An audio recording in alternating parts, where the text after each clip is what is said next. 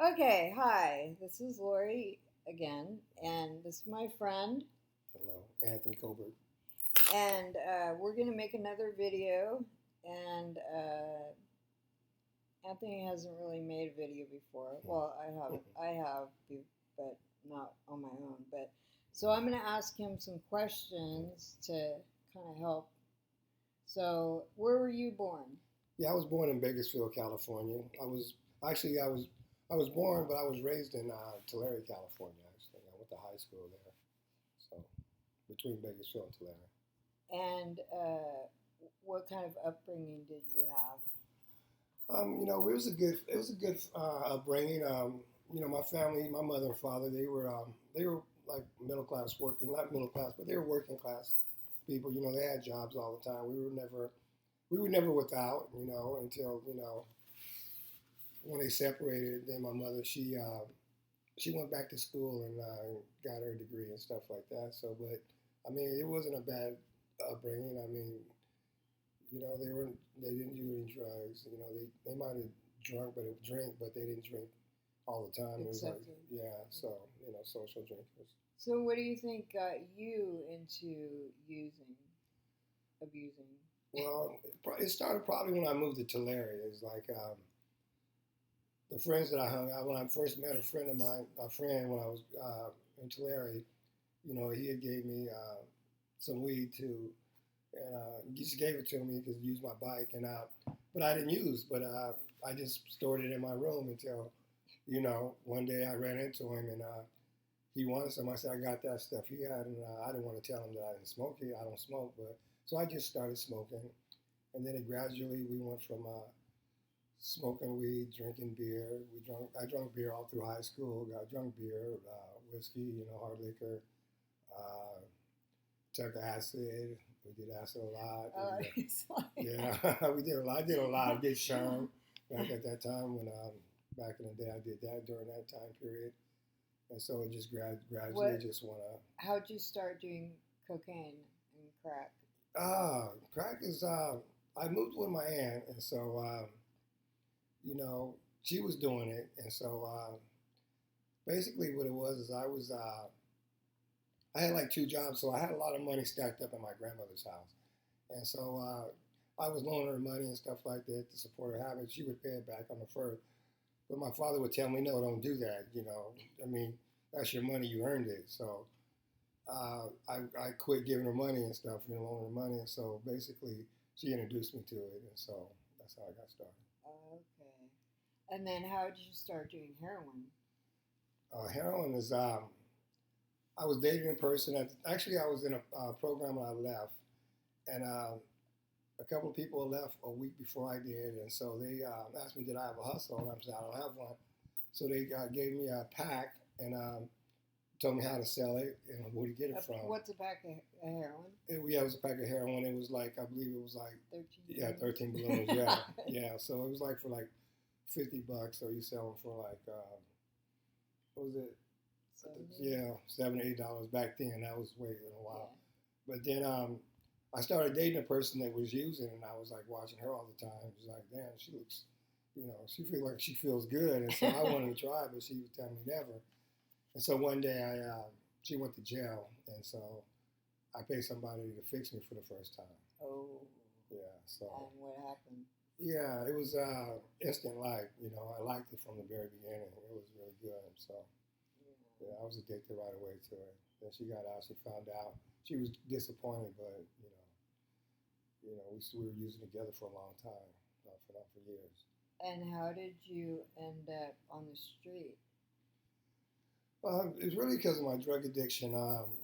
During the back then, before I guess when I was using crack and stuff, so I was like homeless a lot. So I was always on the streets of Bakersfield, Seattle, different cities I was in, Arizona, different places. So I was, I would get a job and then I would do good for a minute, and then when I get, and then I would actually do good and then want to treat myself. And so, because I deserve it. That's what I used to think. I deserve it. So, and then the addiction just started all over again. I don't stop. I just keep going till it's, off and on, yeah, exactly. So, then lose the job.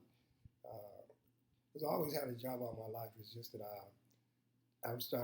once I started using, I couldn't keep a job, so Yeah. that was the problem with that. So, how did you end up on Skid Row? All right, it's good. Actually, we were in Bakersfield, and I was homeless, and we were using it. A bunch of us were. It was like they're giving out checks in Los Angeles. Let's go. So, Checks for what? GR. They were giving out GR. Oh. Bakersfield doesn't give them, so it was like back then it was like $300. It takes a day to get, and we went back to Bakersfield. That's what the plan was, but we ended up using every one of us. It was like 4 of us, and we all used, went through our money and stuff.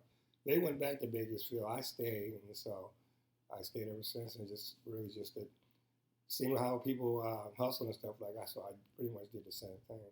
I would sell for people. The dope dealers would give me a sack, and I sell, and a percentage of it was mine. And so I would do that all day long and all night long, just so I wouldn't have to, not really do anything violent or anything like that. So. How long were you on Skid Row, off and on for? Oh man, let's see. I would say maybe 20, 23 years. Yeah, off and on. I would leave, come back, or I would stay for a while. But I've been coming here,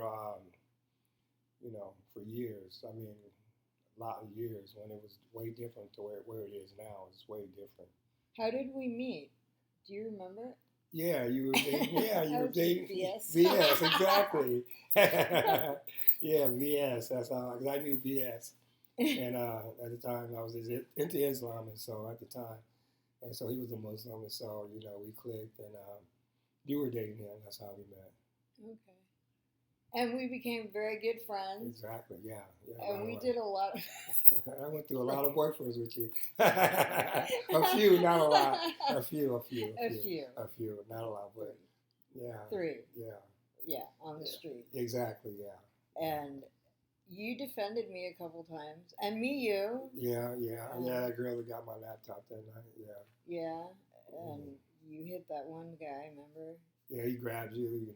Yeah. Yeah, he was supposed to be a Muslim, but he didn't have no respect for me. He said it was okay, Yeah. He just believed what he was doing was right, but it wasn't right. So. Yeah, we had quite a few experiences out there. And how do you feel about talking about what happened toward the end with Teresa? Oh, with Teresa? Oh, I'm cool with that. I mean, yeah, it was a really sad time. It was really sad because it was like, me and Teresa really knew each other for years since I was down here, but we were like both always dating somebody else, but there was an attraction. But so finally, after all these years, we finally hooked up, and it was like really short because, she had got her lump sum of her SSI, and she was out. She was like, using really hard, Didn't she just get out of jail? She just got out of jail, yes. And she got out of jail, and I think she like OD'd. She OD'd like, was it 3 times in 1 day? In 1 day, yeah.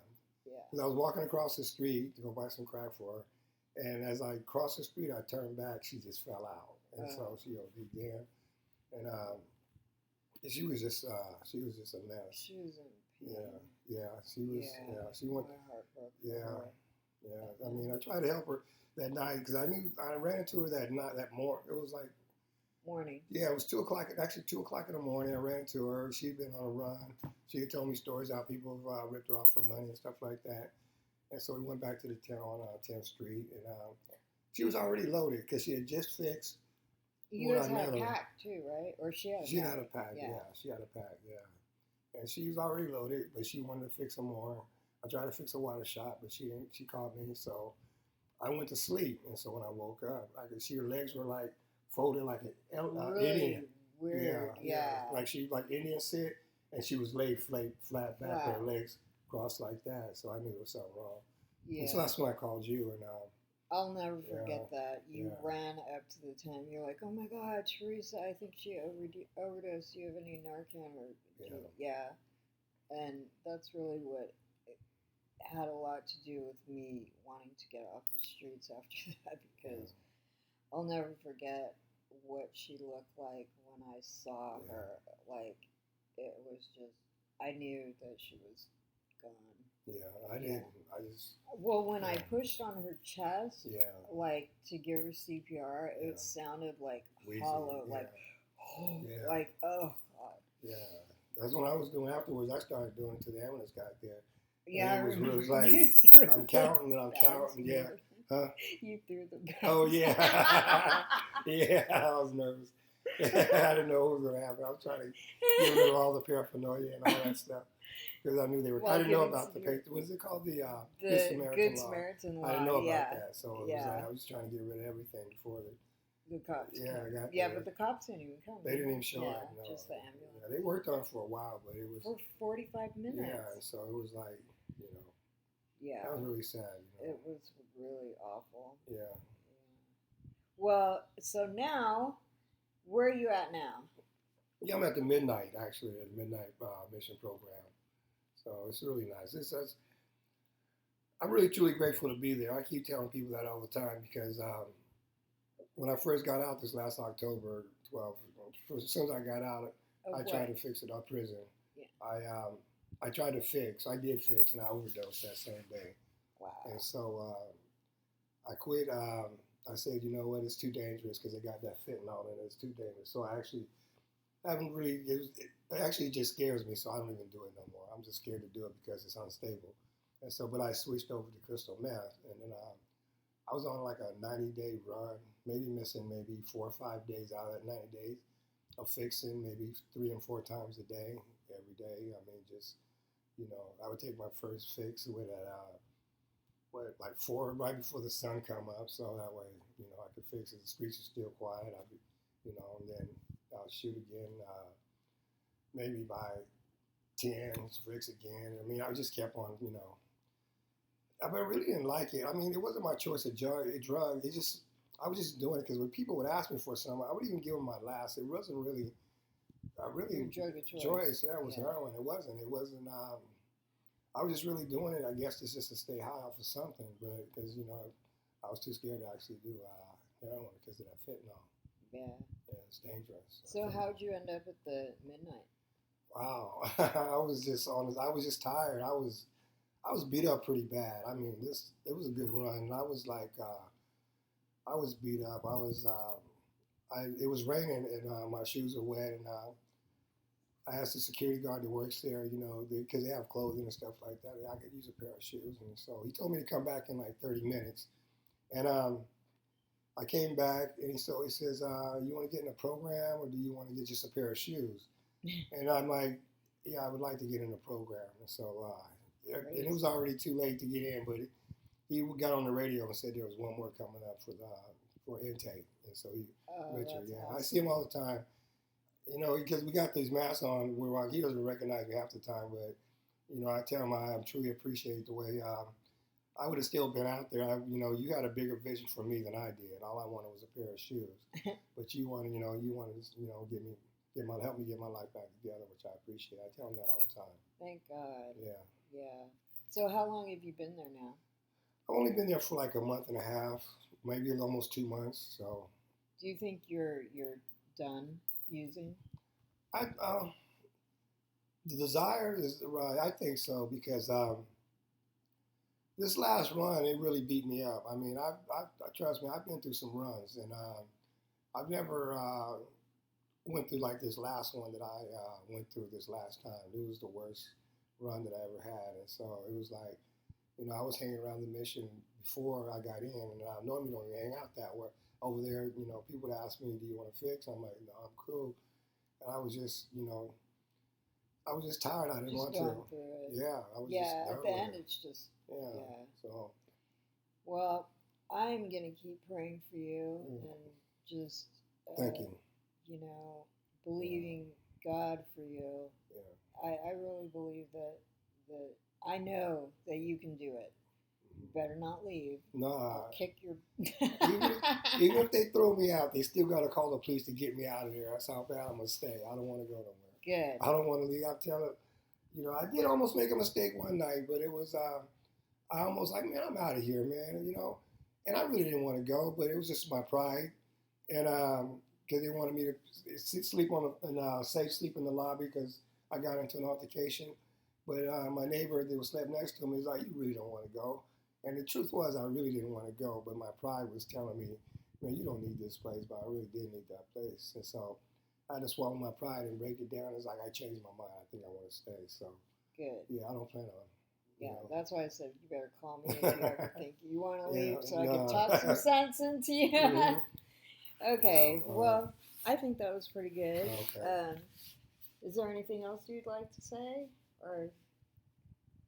All I know is, I mean, I watch your videos and stuff like that, and it's like, even when I show it to like a friend of mine, you know, they think that there's no hope, and I'm telling you, man, this woman right here went through a lot. I mean, she went through a lot, and you know, she's been clean for 4 years, and it's like, with the help of actually with God and Jesus in your life, you can do it. It can be done. You have to. Amen. You have to. We need Jesus. You got to. I got healed, man. I try and talk to him every day, or I do my morning meditation. I do my card where I learn about Bible scriptures. Yeah, I'm doing that. You know, I listen to gospel music. You know, just to get me in the mood to get into that state of mind where because I can do a lot of damage to myself. I really can. I mean, I can do a lot of damage. So I know I need help to get things. That's about it. All right. Well, this is our second video. Well, our first video at the same time. All right. And we want to continue to, give updates and just thoughts. I don't know if people want to make comments or ask questions, and maybe we could make a video of, and answer questions. But thank you for watching, and I'm going to turn it off. Bye. God bless you guys. Bye-bye.